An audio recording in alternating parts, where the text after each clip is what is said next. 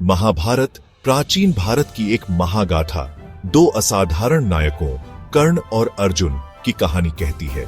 सूर्यदेव की चमक में जन्मे इन दोनों की किस्मत शुरू से ही एक दूसरे से जुड़ी हुई थी।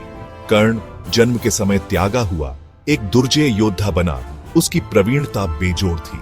पांडवों का वीर धनुर्धर अर्जुन अपने कौशल और अटूट एकाग्रता के लिए प्रसिद्ध हुआ। एक सारथी द्वारा पाले गए कर्ण क्षत्रियों योद्धा वर्ग के बीच पहचान और स्थान पाने के लिए तरसते थे। कौरव राजकुमार दुर्योधन के प्रति उनकी वफादारी ने उनकी महत्वाकांक्षा को और बढ़ावा दिया। दिव्य गुरु द्रोण द्वारा प्रशिक्षित अर्जुन अनुशासन और धार्मिकता का प्रतीक बने। अपने भाइयों पांडवों के साथ उनका बंधन अटूट था। सूर्य के ये दो पुत्र प्रत्येक असाधारण शक्ति और वीरता से युक्त आपस में टकराने के लिए नियत थे। परिस्थिति और महत्वाकांक्षा से प्रेरित उनकी प्रतिद्वंदिता महाभारत के दुखद वृत्तांत का मूल बन गई। भाग्य और स्वतंत्र इच्छा की एक कालातीत कहानी, उनकी कहानी पीढ़ी दर पीढ़ी पाठकों के साथ गूंजती रहती है। अपनी युवावस्था से ही कर्ण और अर्जुन के रास्ते आपस में टकराते रहे, जिससे प्रतिस्पर्धा की चिंगारियां भड़कती रहीं। उनके कौशल का प्रदर्शन करने वाले एक टूर्नामेंट में कर्ण की महारत अर्जुन को टक्कर देती थी, जिससे युवा पांडव बेचैन हो गया। कर्ण की क्षमता को पहचानते हुए और पांडवों को चुनौती देने के लिए उत्सुक दुर्योधन ने उसे अंग का राज्य प्रदान किया। पहचान की प्यास और दुर्योधन की उदारता से बंधे कर्ण ने प्रस्ताव स्वीकार कर लिया। पहचान की उसकी इच्छा से प्रेरित इस फैसले ने उसे कौरवों के साथ जोड़ दिया, जिससे भविष्य के संघर्षों का मंच तैयार हुआ। कर्ण के जन्म के आसपास के सामाजिक पूर्वाग्रहों और नाजायजता की फुसफुसाहट से प्रतिद्वंदिता और गहरी होती गई। द्रौपदी का स्वयंवर उनके विवाह के लिए एक प्रतियोगिता तनाव को और बढ़ा देता है।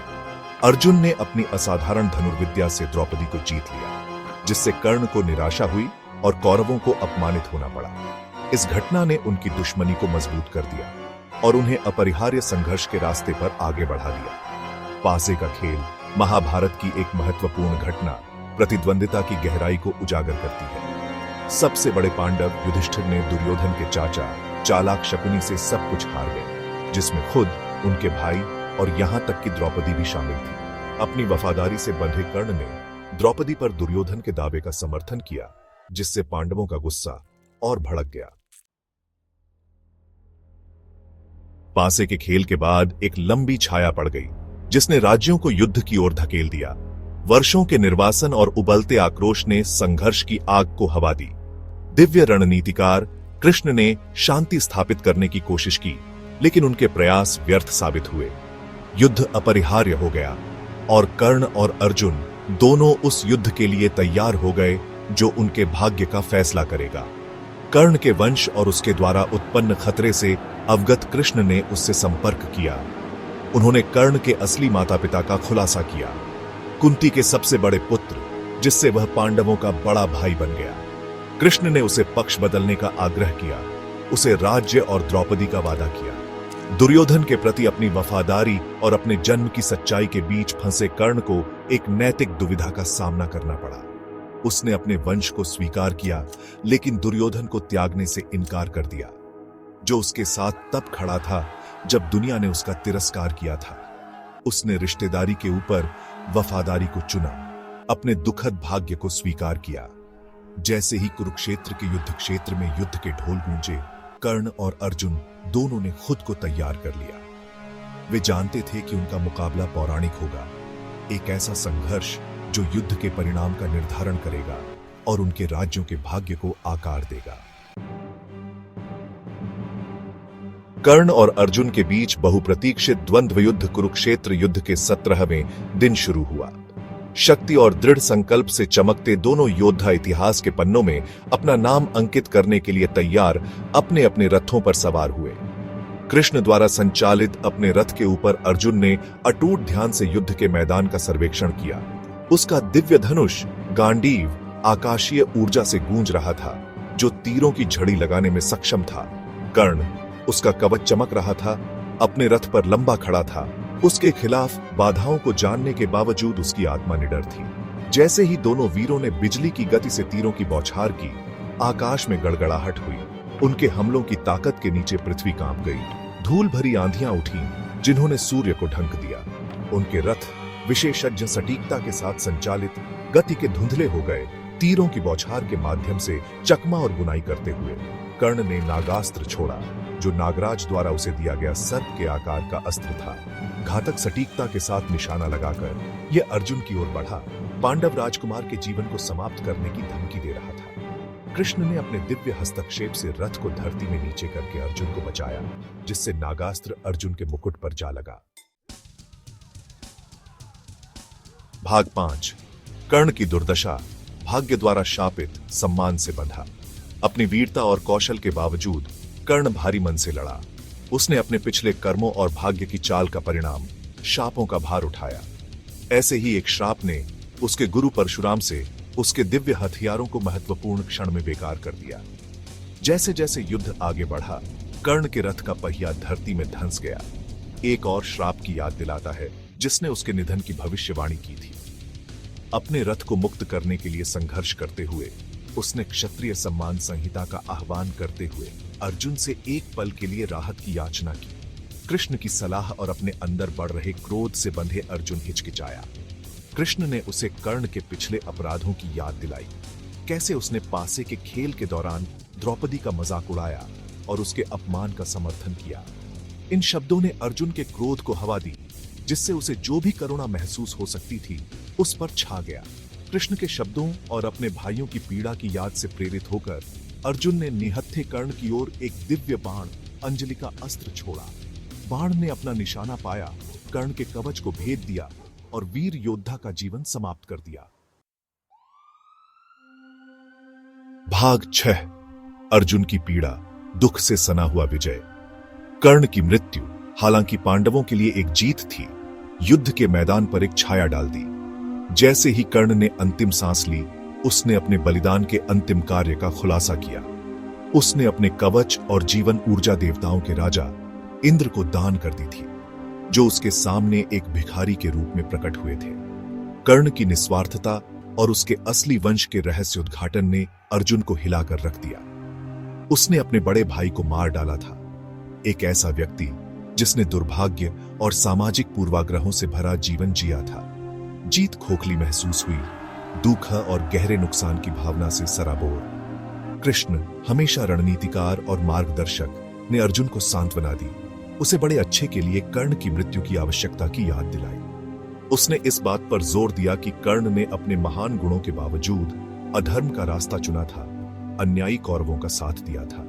अपराध बोध और दुख के बोझ तले दबे अर्जुन ने अपने गिरे हुए भाई के लिए अंतिम संस्कार किया।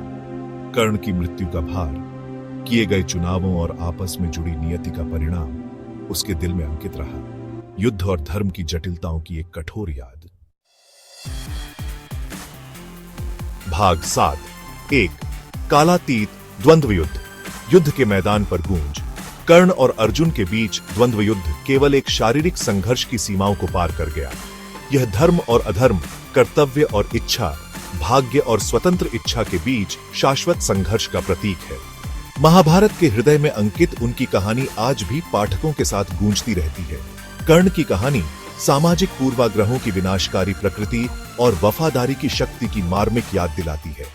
कठिनाई और अन्याय से चिह्नित उनका जीवन, उनकी अटूट भावना, उनके सिद्धांतों के प्रति उनकी प्रतिबद्धता और उनकी असाधारण उदारता को प्रदर्शित करता है। अर्जुन की यात्रा अनुशासन, धार्मिकता और नैतिक दुविधाओं की जटिलताओं के महत्व पर प्रकाश डालती है। उनकी कहानी नेतृत्व के बोझ और प्रतिकूल परिस्थितियों में व्यक्ति को कठिन चुनाव करने की आवश्यकता को रेखांकित करती है। उनकी लड़ाई की गूंज समय के साथ प्रतिध्वनित होती है, हमें अपने आंतरिक संघर्षों का सामना करने और न्याय, कर्तव्य और जीत के वास्तविक अर्थ की हमारी समझ पर सवाल उठाने के लिए प्रेरित करती है। उनकी कहानी हमें सतह से परे देखने और मानव स्वभाव की जटिलताओं में तल्लीन करने की चुनौती देती है। भाग 8। धर्म के प्रतिबिंब, न्याय या प्रतिशोध। कर्ण और अर्जुन के द्वंद्व युद्ध के बाद धर्म के सही अर्थ के बारे में बहस छिड़ गई। क्या अर्जुन का कृत्य उचित था? क्या यह धर्म की रक्षा करने वाले योद्धा का धार्मिक कार्य था या क्रोध और हेरफेर से प्रेरित प्रतिशोधपूर्ण कार्य था? कुछ लोगों का तर्क है कि कर्ण ने दुर्योधन के प्रति अपनी वफादारी के बावजूद धर्म के कुछ पहलुओं को मूर्त रूप दिया। उसकी उदारता, अपने वचन के प्रति उसकी अटूट प्रतिबद्धता और अपने कवच दान करने में उसका अंतिम निस्वार्थ कार्य उसके चरित्र के बारे में बहुत कुछ कहता है। दूसरों का मानना है कि कौरवों के लिए कर्ण का समर्थन, उनकी योजनाओं में उनकी भागीदारी और द्रौपदी के अपमान के दौरान उनकी चुप्पी ने उनके गुणों पर पानी फेर दिया। उनका तर्क है कि अर्जुन ने धर्म के एक साधन के रूप में कर्ण का वध करके न्याय दिया। महाभारत अपनी संपूर्णता में अच्छे और बुरे का सरल दृष्टिकोण प्रस्तुत करने से बचता है। यह पाठकों को नैतिकता के धूसर क्षेत्रों का सामना करने की चुनौती देता है, हमें न्याय और धार्मिकता की अपनी समझ पर सवाल उठाने के लिए प्रेरित करता है। भाग 9, एक युद्ध की विरासत, महाभारत का अंत। कर्ण की मृत्यु ने कुरुक्षेत्र युद्ध में एक महत्वपूर्ण मोड़ ला दिया। इसने कौरवों का मनोबल तोड़ दिया, जिससे उनकी अंतिम हार का मार्ग प्रशस्त हुआ। पांडव हालांकि विजयी हुए, युद्ध से जख्मी होकर और अपने कार्यों के बोझ तले दबे हुए निकले। महाभारत कर्ण और अर्जुन के दुखद द्वंद्व युद्ध के माध्यम से हमें याद दिलाता है कि युद्ध में जीत अक्सर गहरे नुकसान और नैतिक जटिलताओं के साथ होती है। यह हिंसा के चक्रीय स्वभाव और अनियंत्रित महत्वाकांक्षा और लालच के विनाशकारी परिणामों को रेखांकित करता है। कर्ण और अर्जुन की लड़ाई की विरासत युद्ध के मैदान से आगे तक फैली हुई है।